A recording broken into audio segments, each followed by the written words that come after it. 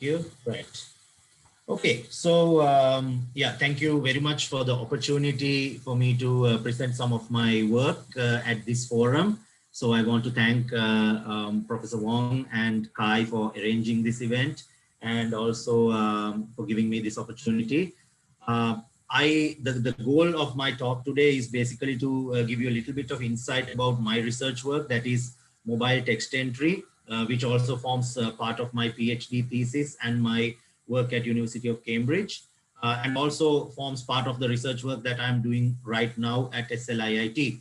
So I'm hoping after this talk that there might be some opportunities to work together if you're also interested in similar things, and we can maybe collaborate on some research work together. And it could be in the form of co-supervising a doctoral student together, or maybe to a joint funding source or something like that.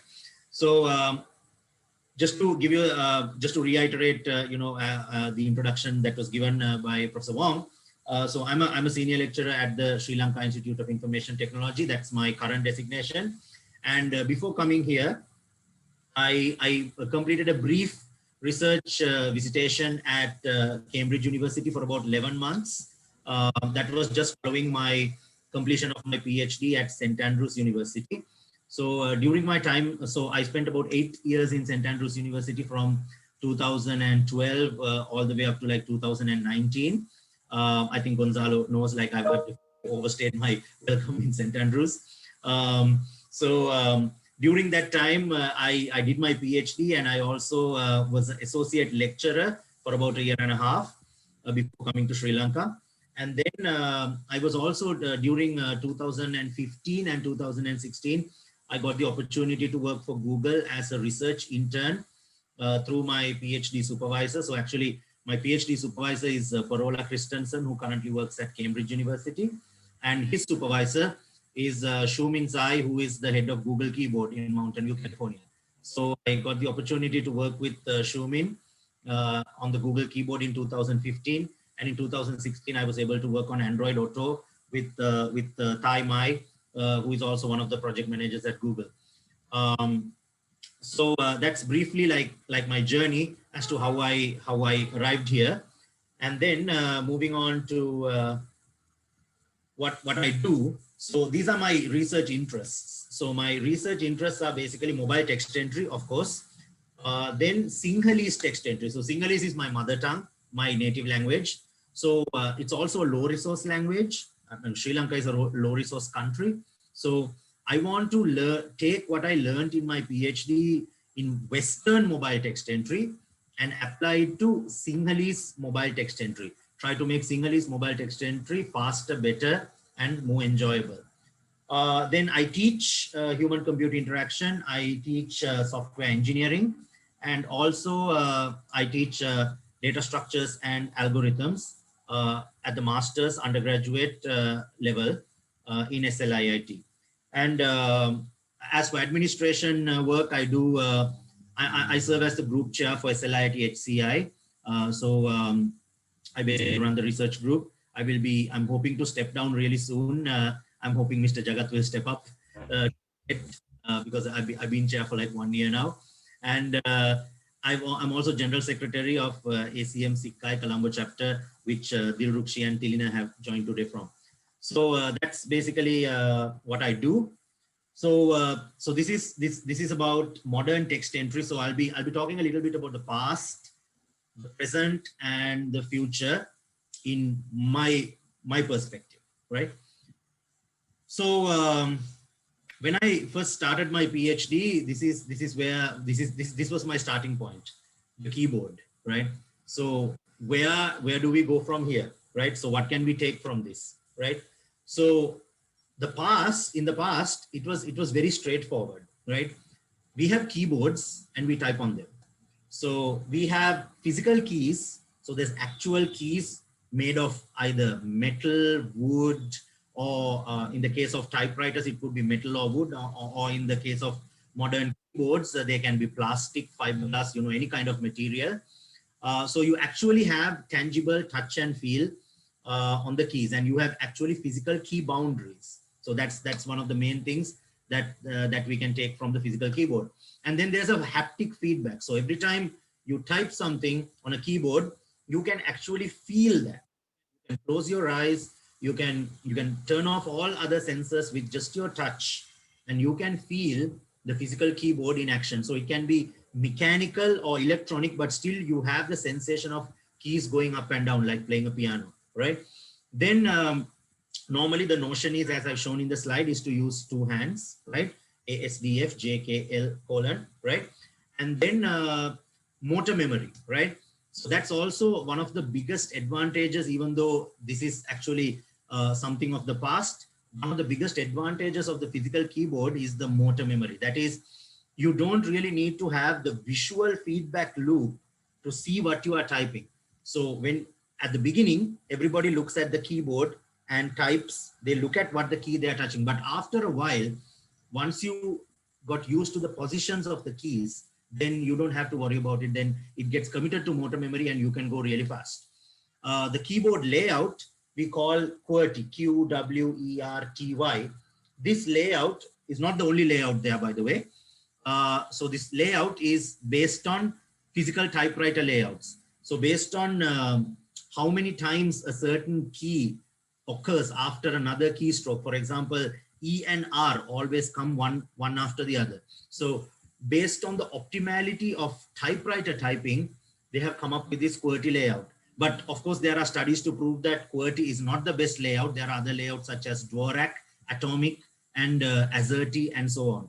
So there are so many other layouts, but QWERTY, why I featured a QWERTY keyboard on my slide and not anything else, is that QWERTY has an acceptance factor of 99.5% over the whole world. Like people, children. Now my 1.5-year-old could possibly type on this and he doesn't even know how to read and write. So he could actually type a few keys to find out his baby video on YouTube. So this keyboard layout is so widespread and so entangled and embedded into our society that it's almost irremovable. It's something that you cannot remove from this earth and people won't feel the difference. So that's why I featured a QWERTY here. And then there's very little need for prediction and error correction. So we know what prediction is. Prediction means once you have typed a certain set of sentence words, it predicts the next possible word based on what you have typed before. So that's not really needed here because people are comfortable at the speed that they can transfer information from their brain to device using their fingers.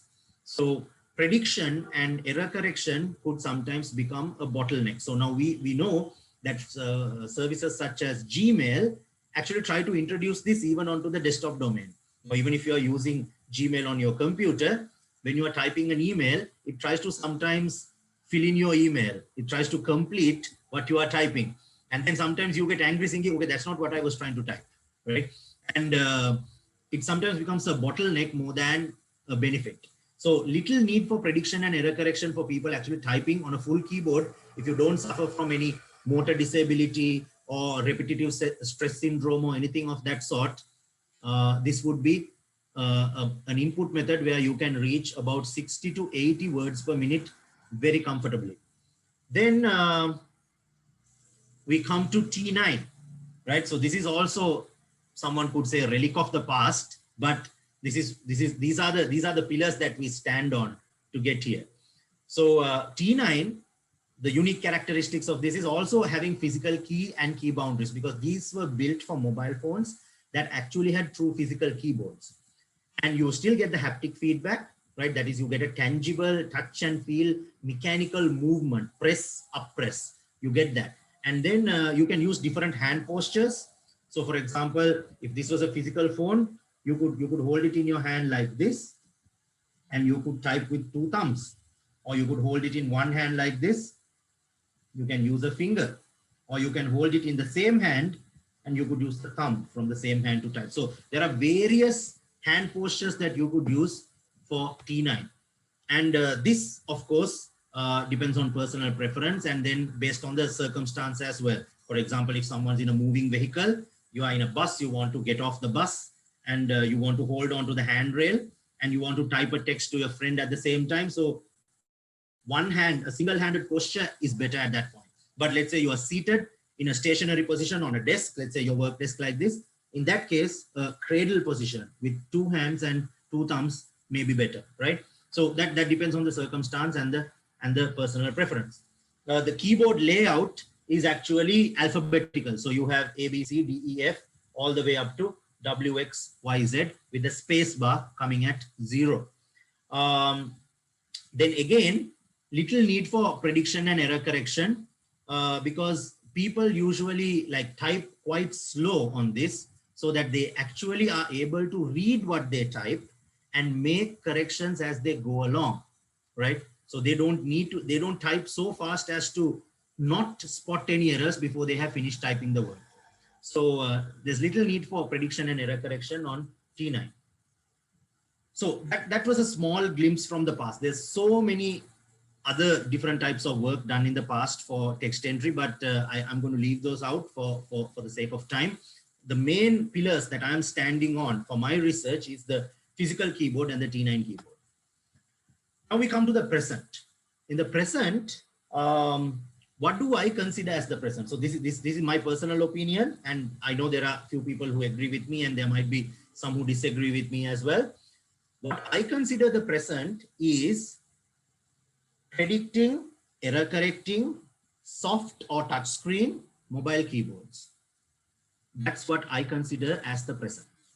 So anything that falls into the physical domain, I would consider relic of the past, and something which takes you to a different modality, I would consider something to do with the future. This is the present because we know that there are over 1.8 billion mobile users in the world, right? And all those people would be either using feature phones or smartphones. A large population, due to the very cheap abundance and availability of Android mobile devices, even people from low-income countries like Sri Lanka, India, Maldives, Pakistan, are able to afford a simple, basic Android smartphone. And therefore, this is what they use, right? And some people don't even own computers. So I could actually make a claim that people actually use this more than the physical keyboard now, because someone who doesn't own a computer or a laptop has a smartphone. And this actually applies to tablets as well, and anything that goes in between. So prediction, next word prediction based on what you have typed before, error correction, autocorrect, we call it. And it's done on a touch screen. So it's a smooth touch surface, no physical key boundaries. And then it's on a mobile device. So that's the present in my interpretation. So as I said, virtual key boundaries. So we don't really know whether we land our finger on top of a key or in the middle of 2 keys, because there's no physical key boundary. And the haptic feedback isn't a default, it's artificial. So for example, when you touch a key or a target on the screen, it vibrates. But if that vibration wasn't built in or programmed into the keyboard software that you are using, then it won't appear. So there's no mechanical haptic feedback. There's an artificial haptic feedback created by the software.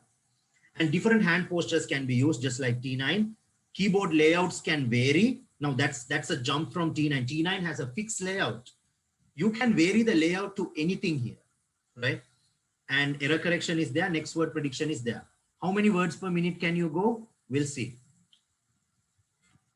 Then this is something very close to me because this was one of the main topics in my PhD thesis. That is the gesture keyboard. So anyone in St. Andrews would know like what's my connection with gesture keyboard, because my supervisor, Parola Christensen, who's now a professor in Cambridge, he actually invented this. So this was his invention in 2007 for his PhD in Linköping University, Sweden. He published this as his PhD contribution. So him, along with his PhD supervisor, Shoumin Jai, basically presented this as Sharp. And then Sharp became ShapeWriter. ShapeWriter was taken over by a company called Nuance, and Nuance was basically acquired by Samsung, and there's a lot of history. And then now basically this has, this is now being available on every mobile device on earth. So basically iPhone has also now embraced this. So gesture keyboard now comes on iPhone. and every Android device basically supports this. Even the basic most Android keyboards are supporting this now. The world leaders are now being Google keyboard for Android and Swift key. So basically there's always a debate between who's better, Google keyboard or Swift key for Android, and then Apple keyboard for iPhone keyboard, Apple keyboard for the iPhone. So gesture keyboard actually exploits some of the things or the limitations that were found in the previous touch keyboard. That is, in the touch keyboard, the fact that there are no physical key boundaries is actually a disadvantage. When you are touching targets, you are not sure whether you land on top of a target or in the middle of a target. Now, for example, in my case, I suffer from what's called the fat finger problem. So fat finger means like I have a finger span. So if I actually put a little bit of ink on my finger, dab it on a piece of paper, and if I measure the diameter, it's actually bigger than it's bigger than 2 keys on my Android keyboard, right? So actually, when I place my finger down, I will be touching at least 2 keys at any given time, if not more. So for people who suffer from this fat finger problem, not having physical key boundaries is a disadvantage, but the gesture keyboard actually exploits this. That is, instead of, as you can see here, instead of touching individual discrete targets, you move the finger across the screen in a continuous pattern. So you're moving across smooth glass, not across physical boundaries. There's no boundary. So when you move, then not having physical boundaries becomes an advantage. Then there's no need for haptic feedback because you're doing a fluid movement. You are not doing discrete taps. And you could use different hand postures. So you could do one hand, single hand gesture using your thumb. You could do hold this in your one hand, and then you could do gesture with your index finger, or you could do what's called a bimanual gesture. That is, you are basically holding your phone and you can do 2 separate gestures with your 2 thumbs. So that's called a bimanual gesture, which was published by Shah-Jun B from Google. So he published this some time back, that you could actually do gestures not just with 1 finger, but with actually 2 fingers, right? So different hand postures are possible, and then visual feedback is not required. Now, this is one of the major advantages of gesture keyboard, because the visual feedback loop is required only if you are not, if you type something and if the error rate is quite high, that's when you actually need the visual feedback loop to correct yourself. But in this case, this is only going to predict something that's actually on the dictionary. So if it's in the dictionary, then it will be predicted as a word. But if it's not in the dictionary, then you won't be able to actually write it using the gesture keyboard. You will have to switch back to tapping to type names of people, names of places, anything we consider as an out of vocabulary word, you will have to consider using tapping instead of gesture. So with gesture, you cannot go wrong because you will always end up with a word that's in the dictionary properly spelled.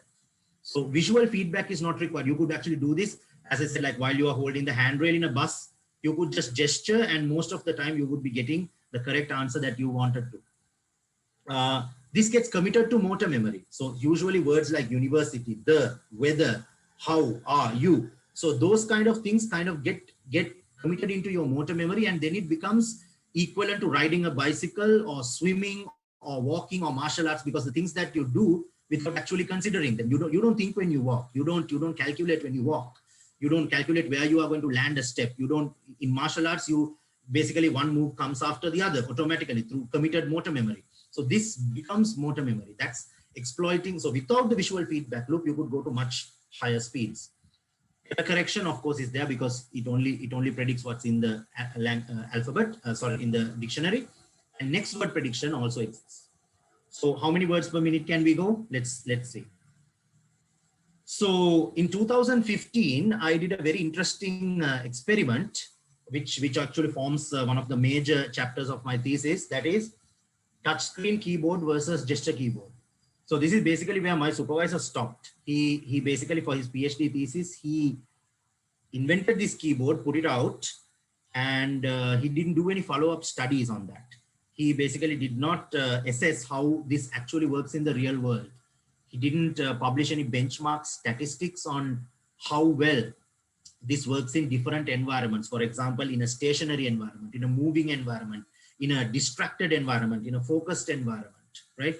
So this is where I took on. So basically my goal was to benchmark the touch keyboard, the state of the art at the time, which was Google Keyboard, the state of the art gesture keyboard, which was Google Keyboard with gesture trails enabled, and see how fast one can go, right? So this was the first time someone had ever published any benchmark statistics on the state of the art, because the trend in HCI was someone invents a new keyboard, they basically take a few users, run some user studies, and show that it is better than the Android keyboard. That's what they normally do. They basically show that it works faster than the Android stock keyboard. They show that it has a better error rate than the Android stock keyboard, and they publish a paper. That used to be the trend in all the CHI papers in the text entry track. So my notion was to challenge this. My challenge was that is not a suitable benchmark to measure text entry performance.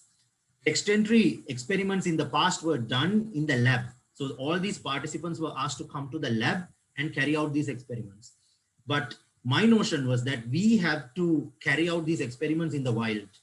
Without actually carrying out experiments in the wild in real environments, we cannot really publish any benchmark statistics. So I did this exploration in 2015. So I did a lab study and a ESM study. So ESM actually stands for Experience Sampling Method. So I did, the lab study was basically 12 participants. I asked them to come for 10 sessions, which was spread over like a period of 2 to 3 weeks. 5 sessions per condition. So basically in 5 sessions, the users were using smart touch keyboard tapping. And in the other 5 sessions, they were using the gesture keyboard.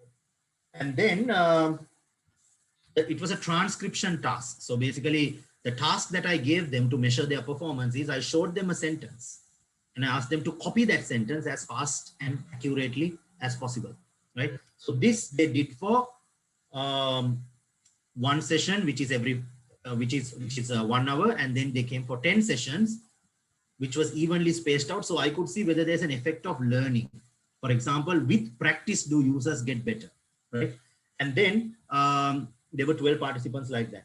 The transcribed sentences came from a phrase set called the Enron phrase set, which was one of the contributions of my PhD co-supervisor Keith Vertinen. The Enron phrase set basically had 1,000. I chose 1,000 phrases from the Enron phrase set, which had less than 60 characters. So it will be very easy for me to provide that in the experiment. Autocorrect was left on. Then in the ESM study, basically it was a novel study that was not carried out before. That is, I developed a mobile app that participants can install on their personal mobile device and they go away. And at random times of the day, the mobile app will buzz the user and show 3 sentences and ask them to enter it. So the user has a choice. They can enter that or they can postpone it 5 minutes, 10 minutes, 20 minutes, and so on. And then what happens is if they do enter that, it will record the error rate and the words per minute and then transfer it to a server where I will be collecting that data and putting it into a database. So usually the sampling rate was about 10 samples per day per person, and it ran for about 1 month. And the same Enron phrase set was used. And we also captured metadata from the environment. For example, is it the morning? Is it the evening? And then we asked the participants, okay, after typing the sentences, we asked the participants, okay, are you distracted? Are you walking? Are you in a confined environment? Or are you tired? Or are you energetic? And then we also captured things like the accelerometer data and the gyrometer data from the mobile phone to see whether the person is accelerating or rotating at the particular given point, just to see whether this affects the typing experience. And autocorrect was set to on. This is what we found. The input speed comparison. So we can see this is the lab study and this is the ESM study. So this study was done in the lab where all the users came to the lab and were seated stationary and were typing for 1 hour on their mobile device, go away, come back for 10 sessions. And 5 sessions were on tapping keyboard, 5 sessions were on gesture keyboard. And this was the ESM study. participants were not in the lab, they were in the real world doing their real world stuff and typing whenever the mobile asked them to do it. So we found that in the lab, when the people are seated, not distracted, and this is the only task they have to do, tapping is faster. So you can actually go faster by tapping. And gesture keyboard is actually slower. But when it goes to the real world, gesture keyboard actually became faster and tapping became slower. So this is the paper that we published this in. So this was a very interesting result. Like, how did gesture keyboard become faster in the real world and tapping keyboard becomes faster in a lab setting, which is a controlled environment. And also this gave us some benchmark statistics on how fast you could go on each one, right? This was one of the main contributions of our paper. And we made another interesting discovery. There's so many discoveries on that paper actually, so I would actually recommend that you read it. I think I'm getting a chat message. Okay, looks like Shyam in school. Okay, yeah, actually that profile photo is 15 years old. It's my school leaving picture. I know Gonzalo has been telling me to get rid of that picture since like I don't know, 2014. Yeah, that's actually me in school, just out of school. Yeah, so this was one of the interesting discoveries, that gesture keyboard, which was actually much faster in the real world, drops immediately when you start typing out of vocabulary words.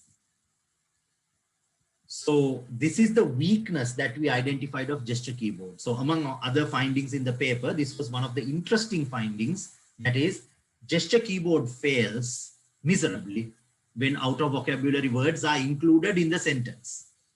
So not the whole sentence is not made up of OOV words, only some words are OOV, but then the entire entry rate of the sentence drops because the user has to stop. User will enter the word multiple times using gesture, fail, understand that this is not in the dictionary, and then automatically switch back to tapping by the time the entry rate has been affected. So this is actually one of the improvements that we suggested in our paper as a future work. For future researchers, we suggested that if someone is to improve gesture keyboard, this is one of the areas that they need to improve. That is how to handle out of vocabulary words in a better way when using gesture keyboard without having the user having to switch back to tapping, right? So that's one of the major improvements. Then, so this is the weakness. This is the strength we found of gesture keyboard. Now this graph actually shows two things. One is these are the same participants. So these are participant 1, 2, 3, 4. This is the participant. And the first series, as you can see in the light red color, is basically the user's gesture keyboard usage in real life prior to running the experiment. So when we ask people to come to the experiment, we ask them, how much do you use gesture keyboard in your real life? And most of the users actually answered 1. That means they are not using gesture keyboard at all in their real life. And some users were using it in their real life almost all the time, and some were using it 50%. But after the experiment, this very same user, so we ran this experiment for about a month, and after this experiment, we asked them, now, do you use gesture keyboard in your real life, in your everyday life, outside this experiment? And the results were amazing. They have all migrated to gesture keyboard. So basically, this shows us the biggest strength of gesture keyboard, that it is an enjoyable experience and it's a much more seamless experience. When we interviewed these users, that they told us that they actually started using this in their real life. And we could see that users adopted this when they were exposed to it. So this adoption when exposure is actually one of the biggest strengths of the gesture keyboard. So we can see that gesture keyboard has pros and cons, right? So that was one of the major findings in my PhD thesis, and my PhD thesis contribution was these benchmark statistics, these findings, these recommendations on how to improve text entry, and of course the methodology that doing lab studies is not enough to come to a proper conclusion about text entry. You need to do studies in the lab and you need to complement them with studies in the wild, and the tools and the technologies, the supporting tools that that are required to do lab and wild studies. That was my PhD contribution.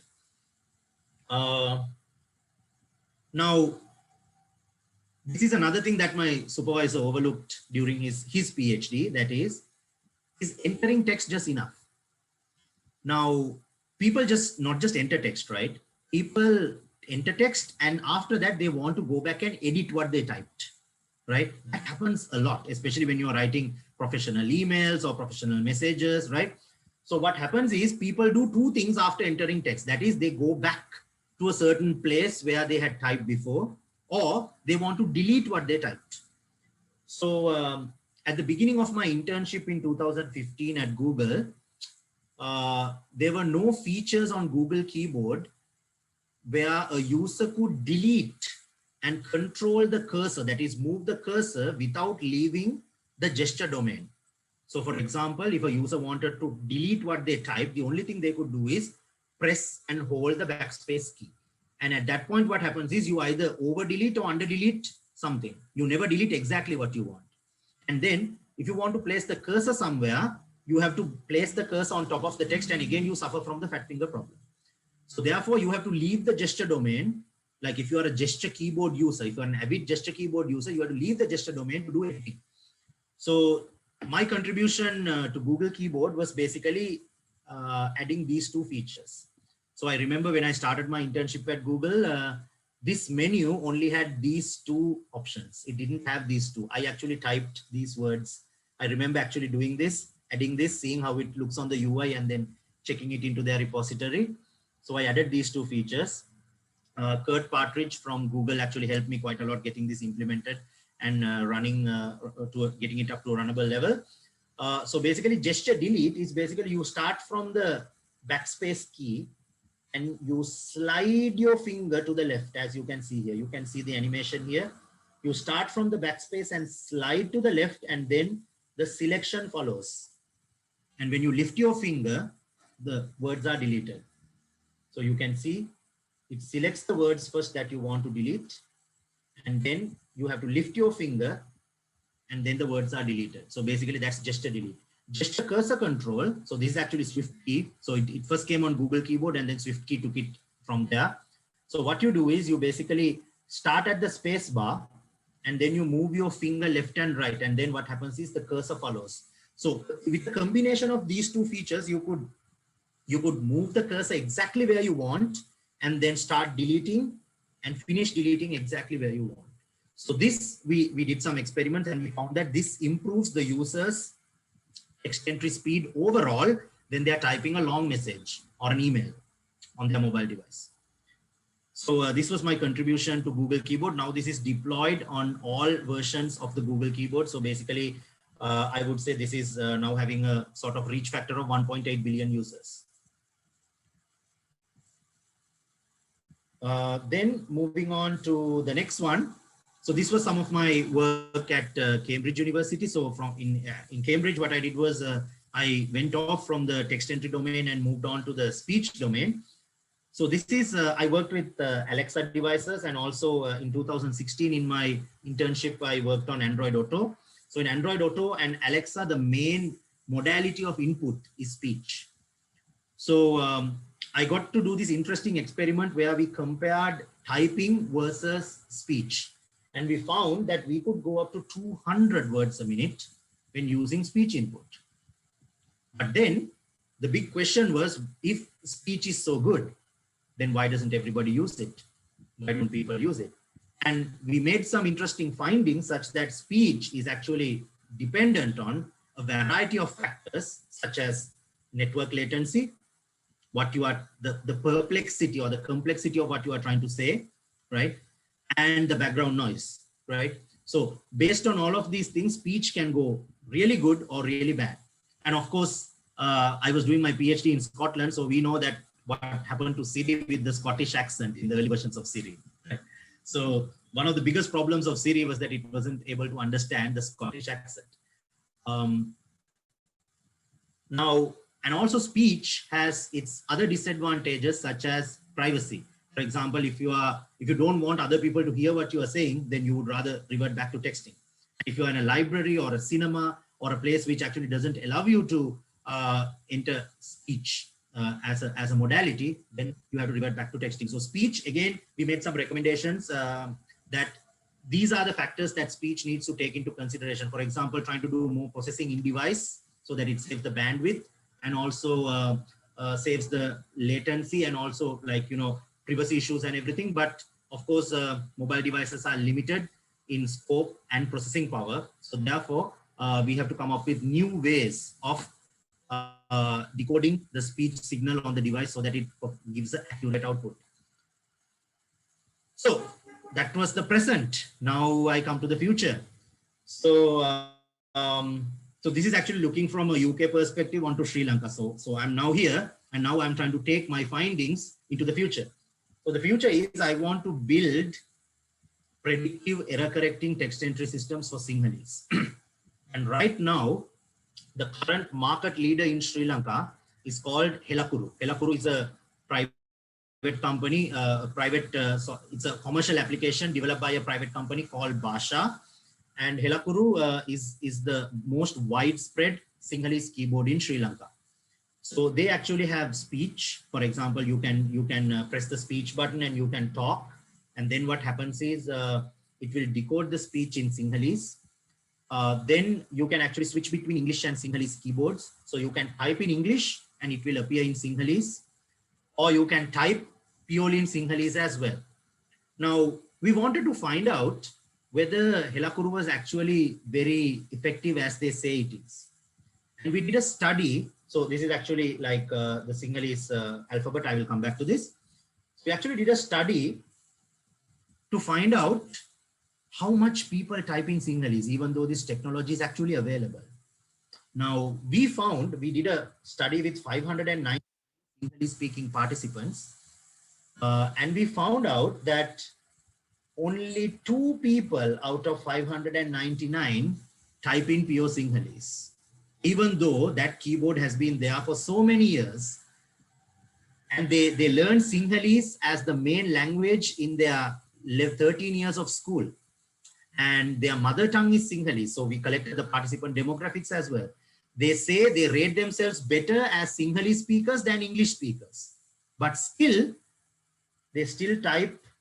Only 0.003% of people actually type using the Sinhalese characters. So there must be a problem somewhere, right? And then 232 people type in full English, even if Sinhalese is their mother tongue, and even if they receive their education in Sinhalese, and despite the existence of this keyboard, they type in full English. They would rather translate the entire sentence to English and type in English. 301 of them type in what's called Singlish. Singlish means phonetic transliteration of English to Sinhalese. So they will actually type in, the message will go in Sinhalese, but they will use English QWERTY characters to type the message. They won't use the Sinhalese characters to type a Sinhalese message. Why is this? So this was the problem, right? Despite the availability of the technology, why don't people embrace it? And as you can see, in formal and informal situations, in IM and social media, people still go for full English. And